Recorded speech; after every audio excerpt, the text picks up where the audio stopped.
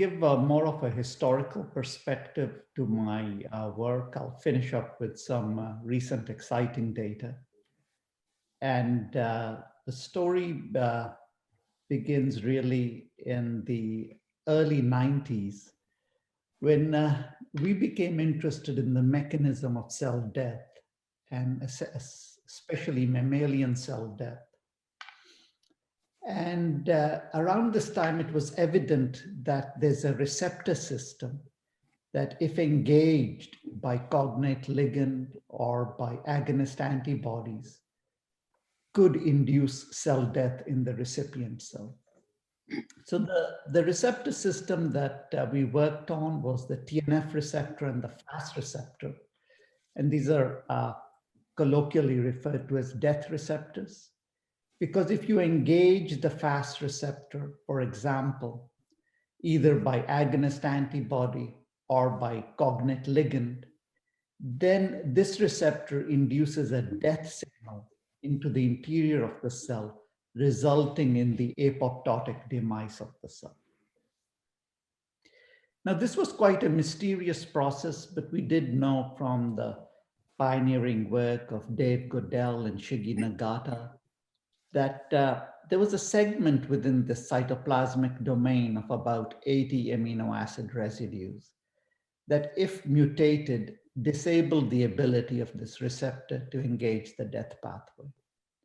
So this domain was dubbed the death domain. And I ask you to remember that because it'll be important in a couple of slides. So otherwise, the process was quite mysterious. You engage this receptor and the cells died. And morphologically, phenotypically, under a microscope, it was quite a profound event on engagement of this receptor. Within a few hours, the cells would undergo a dance of death. They would essentially implode. And this is shown in a short movie on the next slide. And it captured my fascination because it said that you engaged the receptor and the cells died. And what was the underlying mechanism?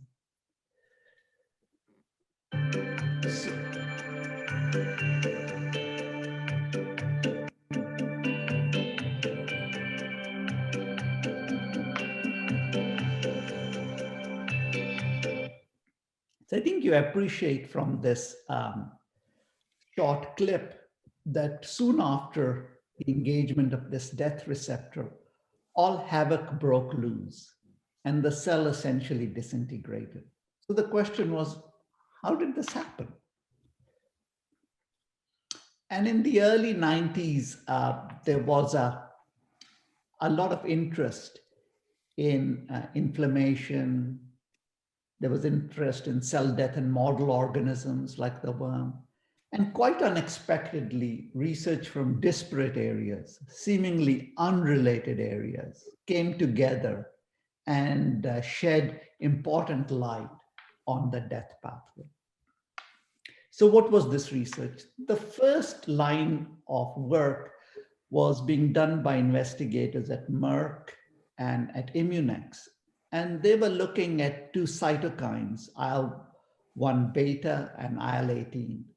These are very pro-inflammatory cytokines, but they occur in an inactive form, the pro form. And so the question was that this pro form is converted to the active form, and this conversion happens through a protease, a molecular scissors, which cuts this pro form to give you the mature cytokine. So the question then that loomed large was, what was the nature of the protease? What was this molecular scissors that did this clipping that converted an inert cytokine into an active cytokine that could mediate inflammation? And the subsequent purification and cloning of this protease revealed it to be a very unusual protease. It was a cysteine protease, but what was unusual was that it cleaved after aspartic acid residues. So this protease was termed ICE, for interleukin-1 converting enzyme. I want you to remember that. And its unusual nature was noted. And these workers were working in inflammation, in industry.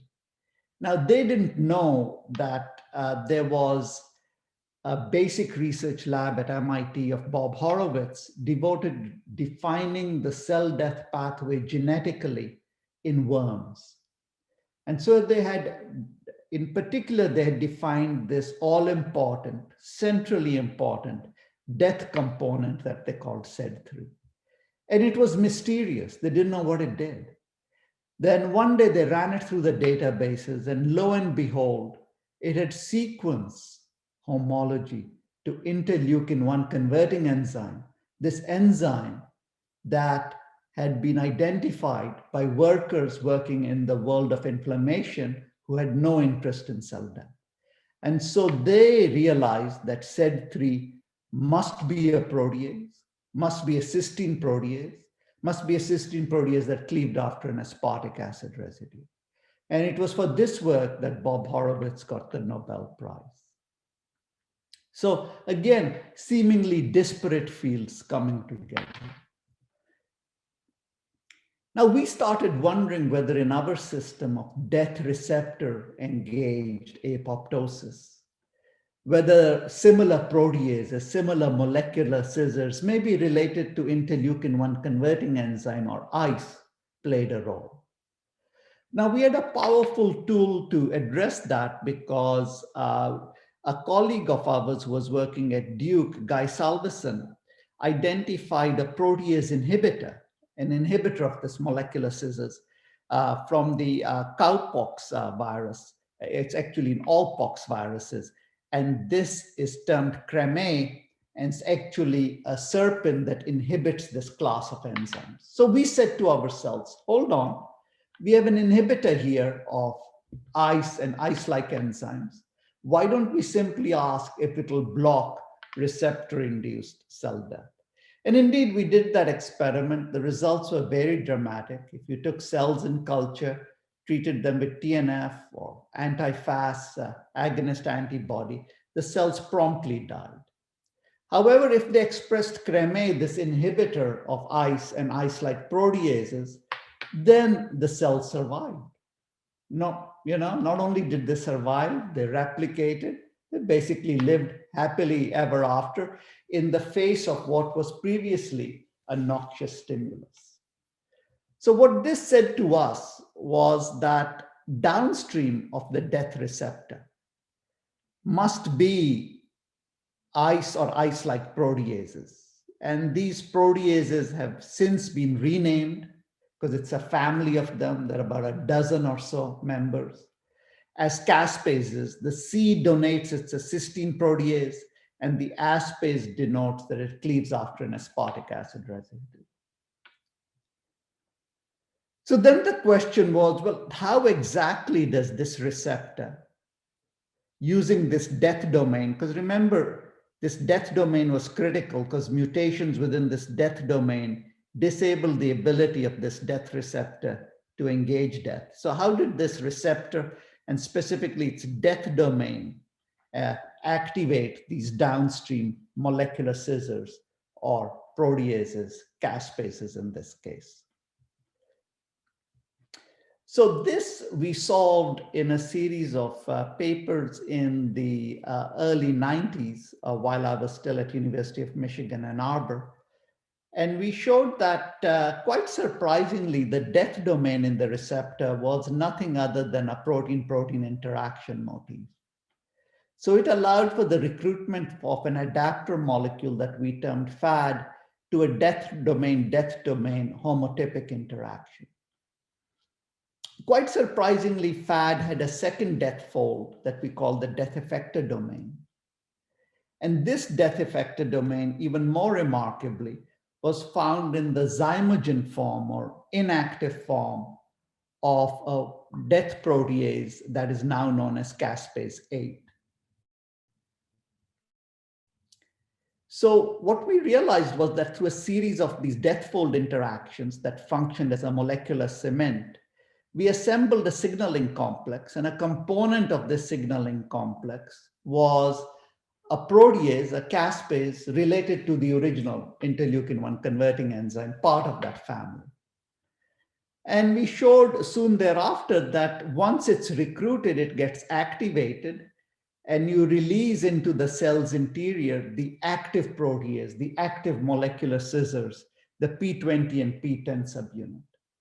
And this protease will very precipitously, in an amplification manner, activate downstream caspases that exist in inactive forms. So there are downstream effector caspases 3 and 7 and others that exist as inactive zymogens, but this protease will function to proteolytically cleave them and activate them.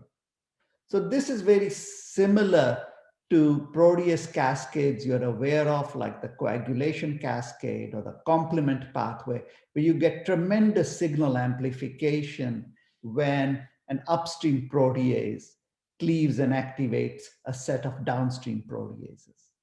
Regardless, the outcome of this was that very quickly, precipitously, the intracellular protease activity increased, and death substrates were cleaved and the cells died. Now, why is this important in real life? Well, this is the foundation for cancer immunotherapy. In cancer immunotherapy, the event that we are all concerned about is the cytotoxic T cell killing a tumor cell. That is what cancer immunotherapy is. And this is a short movie that I'll run, which shows a cytotoxic T cell, this purple cell. It's got granules within it. It has adhered to a tumor cell, this large green cell, and it's going to kill it. And you will see it's going to degranulate. It's going to put out its granules, and it's going to kill this cell. And what I'm going to show you is that this killing is due to the activation of caspases. Okay, so let's just run the movie.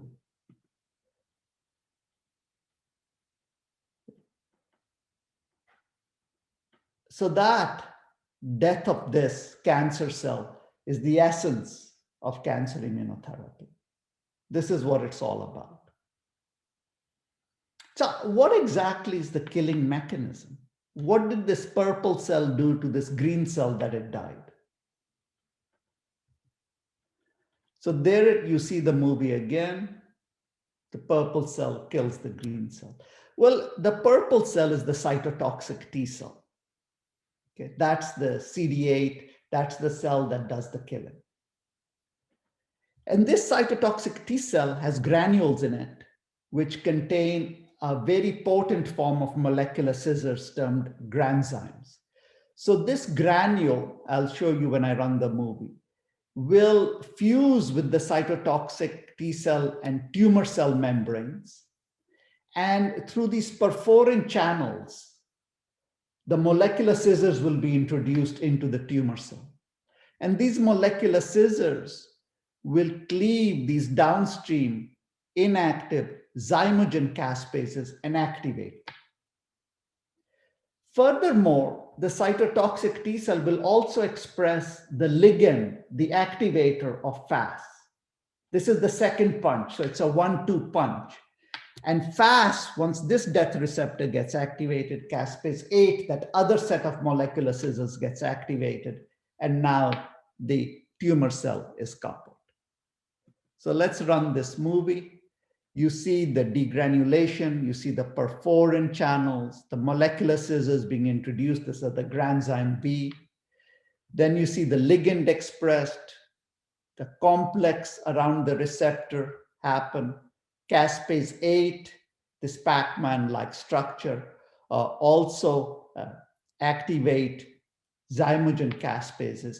And so this 1-2 punch all of a sudden gives the cancer cell an overwhelming amount of protease activity, leading to its death. Okay, so that's the story. Now I'm going to change gears a bit and talk about the inflammasome for the rest of the talk.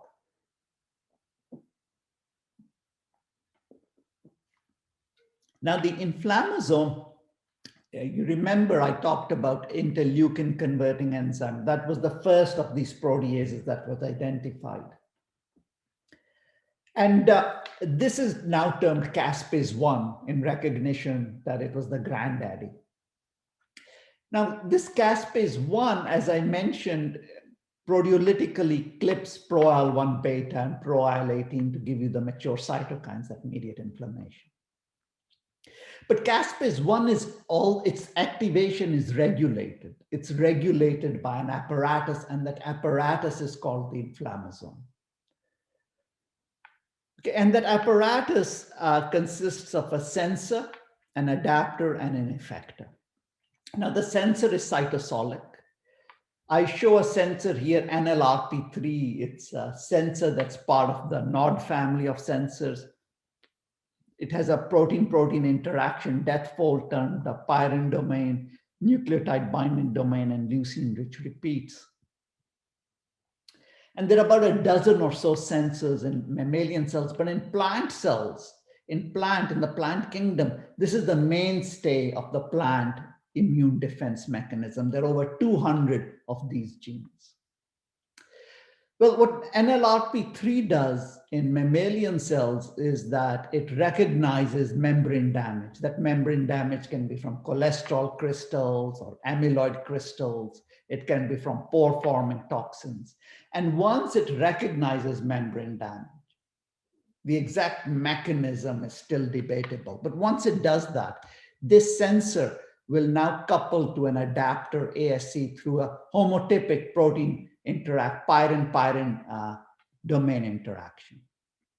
Now, this adapter serves as a bridge and allows the sensor to form a complex with the effector caspase-1 interleukin-1 converting enzyme through a second set of homotypic CARD interactions.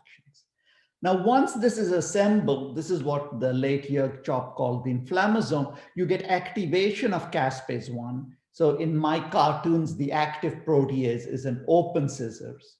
And this caspase-1 is going to cleave pro-IL-1 beta and pro-IL-18 to give you the mature cytokines. Now, I want to tell you something very important about these cytokines is that they don't have a signal peptide. They have no way of getting out of the cell. So these are called leaderless cytokines. The only way they can get out of a cell is if the cell incurs membrane damage and pops open, and then these cytokines will leave the cell, okay?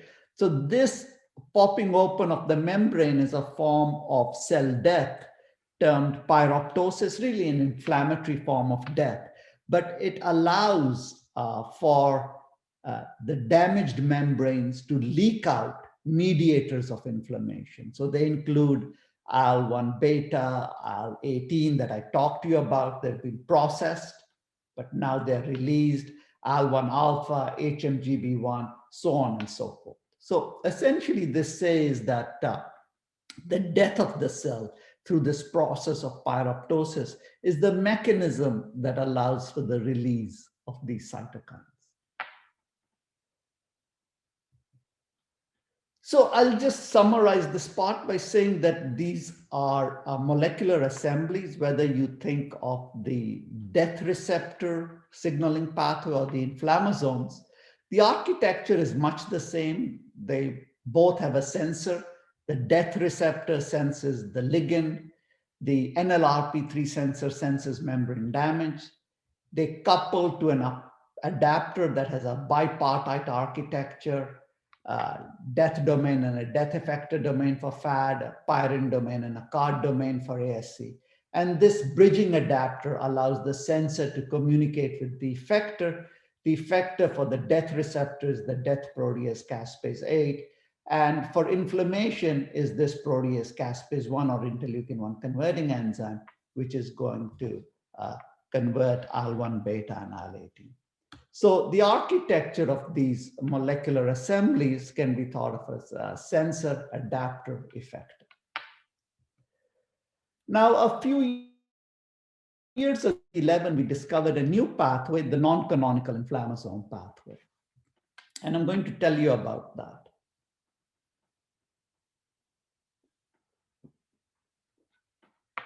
So if we look at this family of proteases, there's this family of molecular scissors that are related to interleukin-1 converting enzyme, termed the caspases. There are a dozen or so.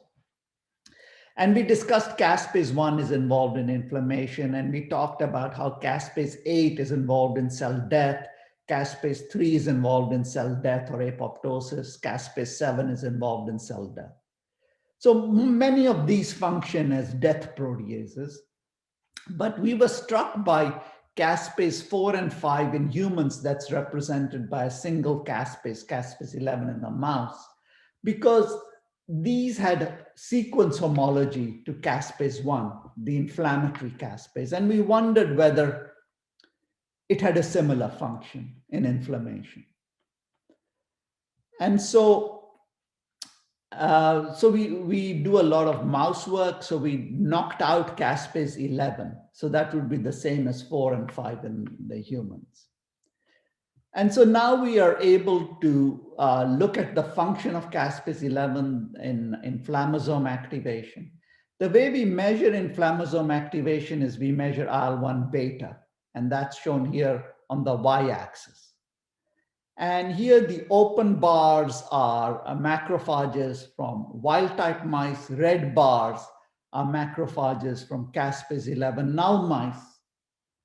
And the various stimulants on the x-axis are shown. These are pro-inflammatory stimulants, so ATP, cytosolic DNA, infection with Francisella tularensis or Pseudomonas aeruginosa. And disappointingly, we didn't really see any difference. I mean, it sort of looked the same to the wild type. Seemed like caspase 11 had no discernible function. But then we hit gold when we realized that if we looked at gram-negative enteropathogens, E. coli, Citrobacter rodentium, Vibrio cholerae, now all of a sudden, there was a massive difference. The generation of IL-1 beta was dependent on caspase 11. So we call this pathway the non-canonical inflammasome pathway, and we published that in 2011. Now, what is it in gram-negative organisms that is being recognized, in gram-negative pathogens? What is it being recognized? And you probably know that the major constituent of gram-negative walls is LPS. And indeed, it was lipopolysaccharide that was being recognized by bone marrow-derived macrophages, cells of the innate immune system, and in response to that, they were activating caspase 11. And this is shown in this graph here. Again, IL-1 beta on the y-axis. Open bars are wild-type macrophages. Red bars are macrophages from caspase 11 null cells. And if we introduce LPS into these macrophages, you see that the wild-type macrophages respond. The caspase 11 null don't respond. Now, this was again published a couple of years later, and I won't go through the details except to say we were able to make a mutant form of E. coli. Because you could ask yourself, how do you know it's only LPS? It could be other things in the gram-negative organism. After all, there are thousands of things that can engage the inflammatory pathway. How do you know it's just LPS? So we made a mutant form of E. coli, which was defective in the penultimate step in LPS synthesis. And in live infections, we were able to show that this mutant form of E. coli, while it engaged other inflammatory pathways like IL-6, it did not engage the inflammasome pathway. Now, this, of course, the work with LPS led us to this question of lethal sepsis. This is an excerpt from the Lancet, which is a plea to the community to continue to work in this area because there are 8 million deaths worldwide. That's more than all the cancers put together. And in countries, in the developing countries, in the developed countries, it's responsible for substantial mortality, and often in the developing countries in pediatric populations. So you would say to yourself, well, hold on. This is a huge opportunity. It's a massive opportunity. So surely the pharmaceutical industry is working on it. But the plea in the Lancet is that the pharmaceutical industry is actually not working on it, not as hard, because they have run 60 failed clinical trials consecutively. That is 60.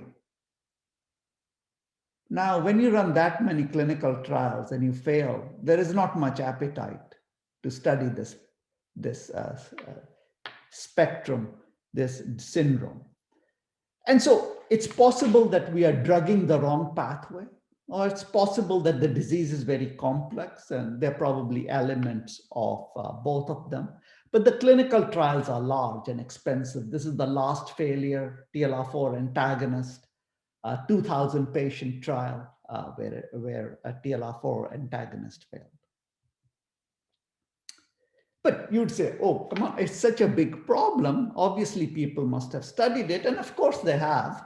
I mean, the 2011 Nobel Prize in Immunology was given to Bruce Beutler because he discovered the signaling pathway, the receptor for LPS, toll-like receptor 4. He found that there's a mutant strain of MyC3HEJ that doesn't respond to LPS. When he positionally cloned that locus, he found a mutation in toll-like receptor 4.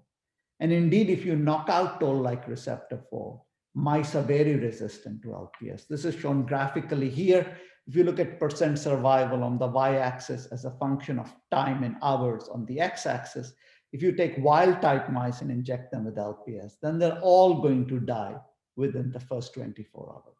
But if they are TLR4 knockouts, they lack TLR4, then they all live. So this is very powerful genetic evidence of the importance of TLR4. And it was for the basis of this work that he got the Nobel Prize.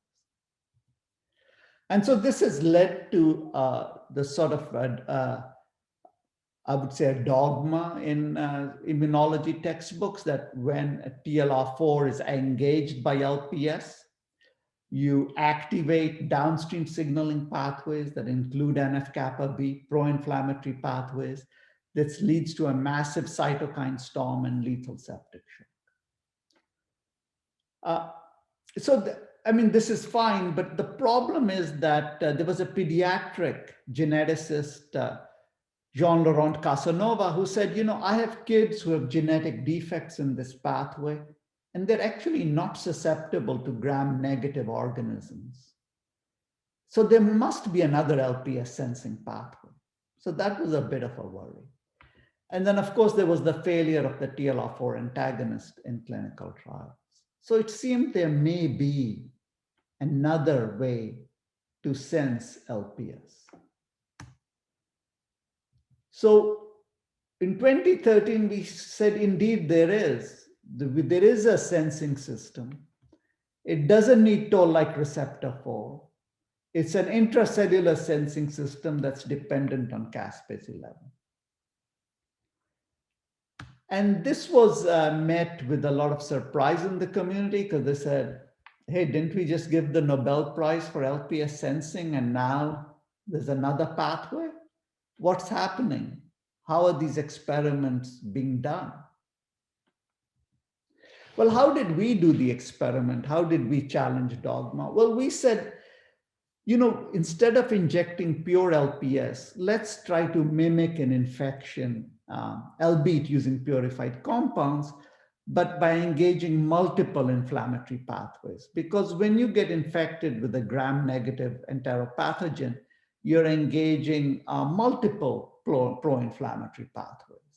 So let's try to mimic that. So in this animal experiment, we gave the mice poly-IC, which engages another pro-inflammatory receptor, TLR3, but it's well tolerated. So poly-IC, mice treated with poly-IC, if you look at their mortality curve, they do okay. So percent survival as a function of time. So now we took these poly-IC primed mice, okay, and we gave them LPS. Because we said, well, now that sort of mimics an infection. More than one receptor system is being engaged. And not surprisingly, they promptly died. But what was surprising was that if we took the TLR4 knockout mice, which had previously been resistant to LPS, and now primed them with poly-IC, and then gave LPS, kabang, they all died. And the caspase-11 null mice were largely resistant. Remember, the caspase-11 is that's the one that responds to engage the inflammasome and responds to LPS. So we said that in this situation, this priming situation, we are unveiling, exposing another sensing system. It can't be TLR4 because those mice die. So another LPS sensing system, and that one step or 1,000 steps later talks to caspase-11, and that gives you the syndrome of lethal shock. So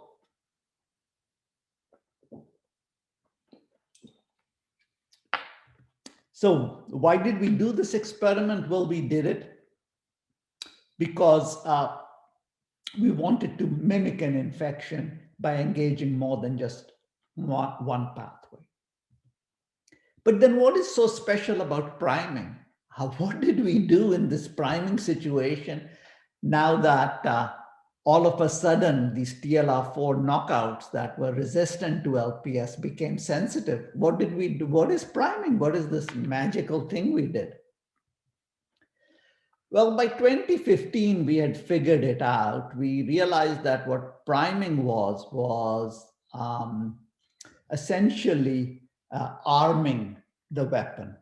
Essentially, if you look at caspase-11 levels in unstimulated cells, then there is very little caspase-11. But if you prime the cells either with LPS or any other pathway agonist, TLR2, TLR3, TLR7, all of a sudden you see now caspase-11 comes up explosively. So what priming does is that it arms the weapon. It's an arming mechanism. So it's all ready to go. And the second signal, what triggers the firing or the engagement of the pathway, is the presence of cytosolic LPS. So that's what priming is.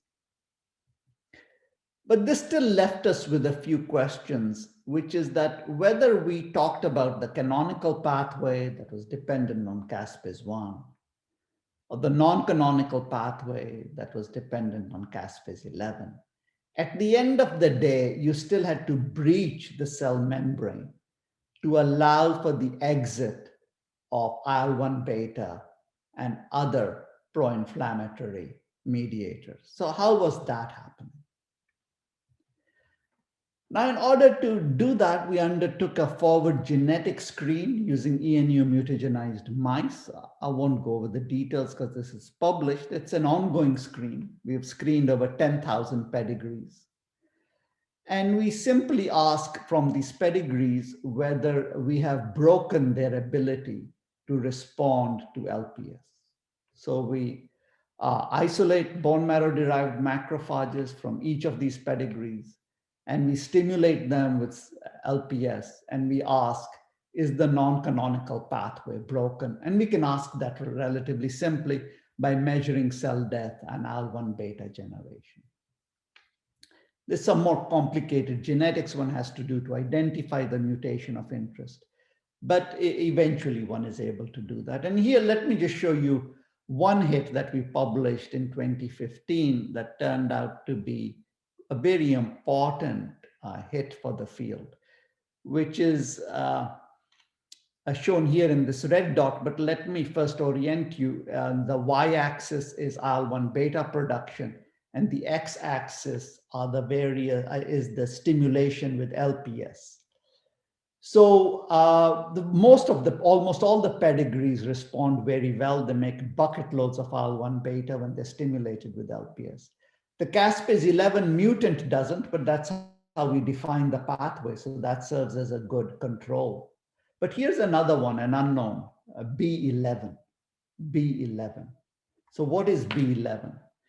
So we ended up through intercrossing, identifying the region and then molecularly cloning it. And it turned out to be Gsdmd. I'd never heard of Gsdmd. So what is Gsdmd? Went to the library. It's a member of the Gsdermin family, contains an ill-characterized Gsdermin domain, no obvious signal sequence or transmembrane segment, function unknown. This is 2015. Like, whoa, that's not very helpful. And the mutation was an isoleucine 1 of 5 asparagine. Now I'll take you through this Western blot because it was very informative. Now here we are Western blotting for Gsdermin. And so these are wild type cells and caspase 11 null cells, and you see the Gsdermin band. But you don't see it in these cells from these two knockout strains, Gsdermin 1 knockout and Gsdermin 2 knockout. So we are looking at the right band. Now we are going to stimulate with LPS and see what happens. When we do that with the wild type cells, we stimulate with LPS, the intensity of the full-length Gsdermin band diminishes, and concomitantly this appearance of this P30 band. But this does not happen when we take caspase 11 null macrophages and stimulate them with LPS. So from this, we discern that LPS activates caspase 11 and that cleaves Gsdermin. And we were able to show that with a purified system. If you take recombinant caspase 11 and incubate it with Gsdermin, you get these two prominent fragments, P30 and P20. And if you subject that to sequence analysis, you see that the cleavage site is after aspartate 276. So it's a bona fide caspase cleavage site. But is this cleavage important?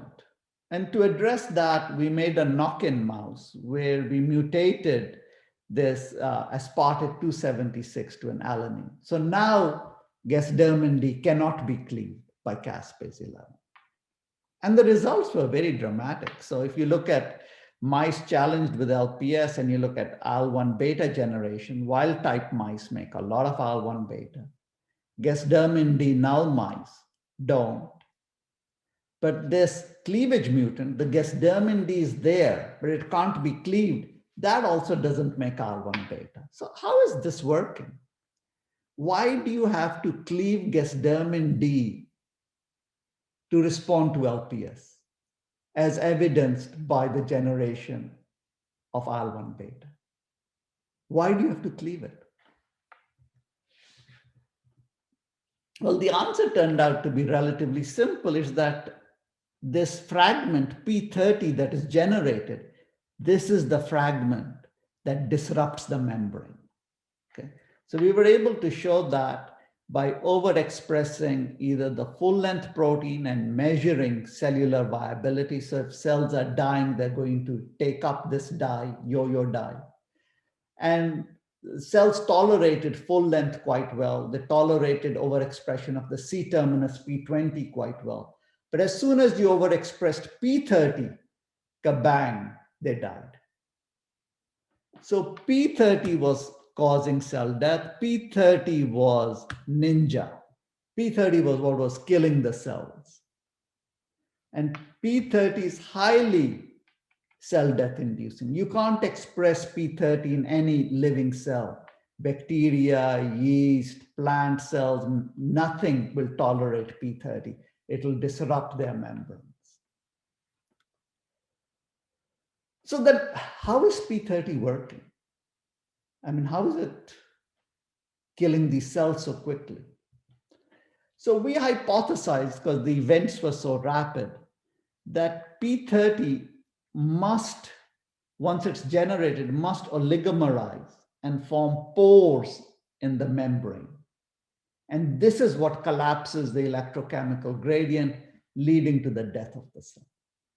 And so we were able to show that using liposomes and P30 protein, when you put the two together and looked with negative stain electron microscopy, it was very clear that you were seeing seeing these pore-like structures. And we calculated it that it was probably 24 or so P30s coming together to form the spore. And we estimated 15 nanometer internal diameter. So a fairly large pore.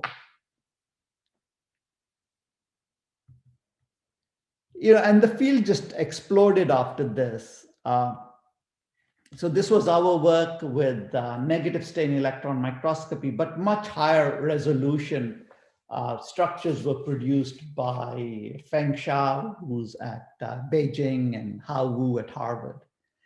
And they showed quite clearly with atomic level resolution that in the full length Gsdmd, they solved the structure of a related family member, but the details aren't important, is that the P30, the death-inducing fragment, is sheathed, it's protected by P20. But once you remove P20, P30 is unsheathed, and these beta barrel domains sort of splays out and inserts itself into the membrane. And this is a structure from Hao Wu, which is 27 P30s put together to form this pore with an 18 nanometer diameter. So what they said was that what was clear was that P30 kills. It kills by oligomerizing and inserting into membranes and forming pores. So the story we had by about this time, maybe a couple of years ago, is that once Gsdmd got activated, you formed pores and membranes. This, of course, began to collapse the electrochemical gradient. But these pores, 18 nanometers, were large enough that IL-1 beta, which is 4.5 nanometers, can go through. So that we thought is the way the cytokines are allowed to leave the cell. But eventually, you get rupture of the cell membrane. And this rupture of the cell membrane allows now much larger molecules to come out, and we measure cell death by the release of large molecules like LDH, which is about 140 kD. So this seemed like a very satisfying picture of the events that happened. So I'm going to leave you with a story we just published last month in Nature, which we are still trying to get to grips with. It was a very startling finding. And the ramifications of the finding, I think, will take some time to figure out. Let me tell you what the finding was, which was, again, we are looking at our pedigrees, and we treat with LPS and we measure IL-1 beta. And in this instance, hundreds of pedigrees, they all make tons of IL-1 beta. That's no problem. Now, if you make IL-1 beta, measurable IL-1 beta, then you have made these Gsdmd pores, right? 18 nanometer pores. And the cell is essentially broken apart with time. And we measure cell death. And we measure cell death with the release of LDH, which is a large molecule of 140 kD, but it's a standard measure of cell death. If you go to the clinical lab, they will use LDH release to measure cell death. If you go to the research lab, they'll use LDH release to measure cell death, because you have to have a lot of megapores, huge membrane damage for LDH release.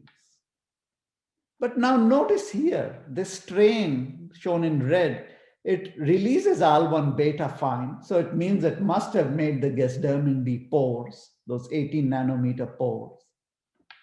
But it's not releasing LDH. I'm like, this is impossible. It's not possible. But that's the data, that's the genetics. And so if you look at LDH release here again on the y-axis, if you look at open bars are wild-type macrophages, red bars are macrophages from this mutant mouse strain, which we call NINJ1.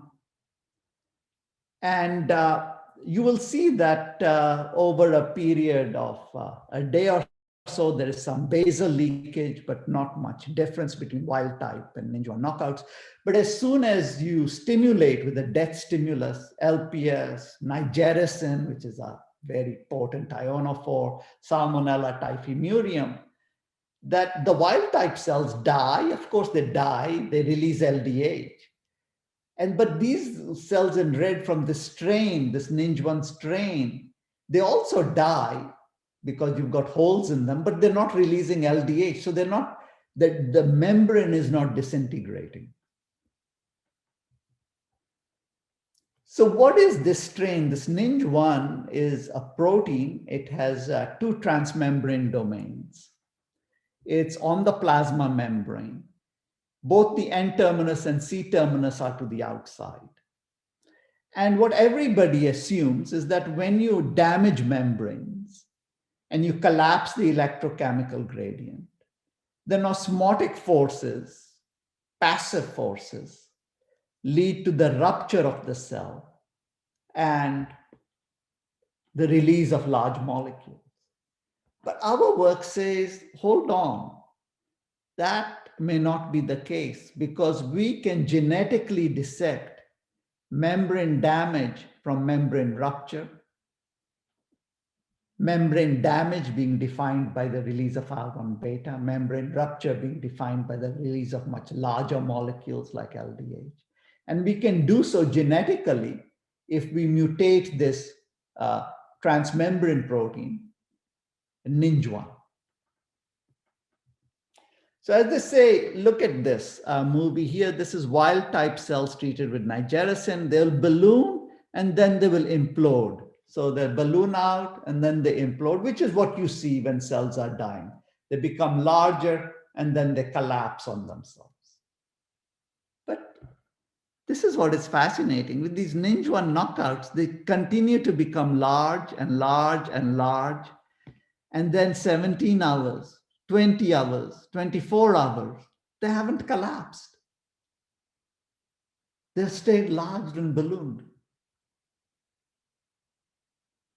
So now we have a lot of work cut out for us. I mean, this family of molecules, the NINJ family, is conserved all the way down to the fly, Drosophila, highly conserved.